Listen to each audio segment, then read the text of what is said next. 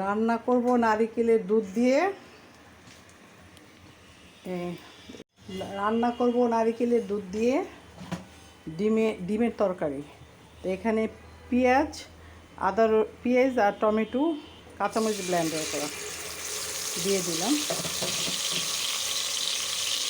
তারপর এটা হলো হলুদ মরিচ ধনিয়া পাউডার, এটা হলো গরম মশলা তেজপাতা, এটা হলো আদা রসুন পেস্ট, এটা হলো লবণ, আর একটু নারিকেলের দুধ দিব, বাকিটা পরে দিব। এখন নাড়া দিব।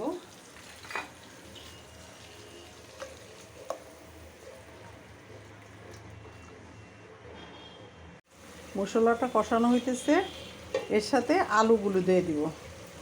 জানেন নারিকেলের দুধের আলু দিলে আলুটাই খুব টেস্ট লাগে। এখন এটা কষাবো, ভাজা ভাজা করবো তেলে। এখন নারিকেলের দুধটা দিয়ে দিলাম, কারণ নারিকেলের দুধটা আগে দিলে অতটাও কেমন জানি ফ্লেভার আসে, কিন্তু পরে দিলে ভালো হয়। কিন্তু আমি আগে দিয়ে একটু আবার কষালাম সেই ফ্লেভারটা সুন্দর আসার জন্য।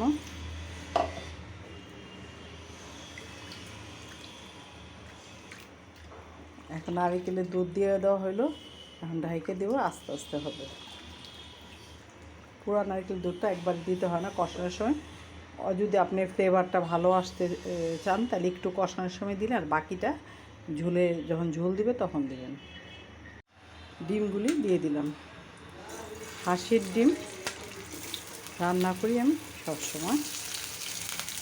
হাঁসের ডিম রান্না খাইতে খুব ভালো লাগে। মুরগির ডিমগুলো পোস্ট করে বা পেঁয়াজ কাঁচা ভাজা ভালো লাগে, তাই না? লাল লাল করে ভাজবো। নারিকেলের তরকারি হয়ে গেছে, এখন ডিমটা দিয়ে দিলাম। ডিমটা লাল লাল করে ভাজে রাখছি। আর নারিকেলের তরকারিতে একটু টক দিতে হয় আর একটু চিনি দিতে হয়। তা আমি টমেটো ব্লেন্ডার করে দিছি দেখে এখন আমি টক দিলাম না, টকটা হয়ে গেছে এখানে।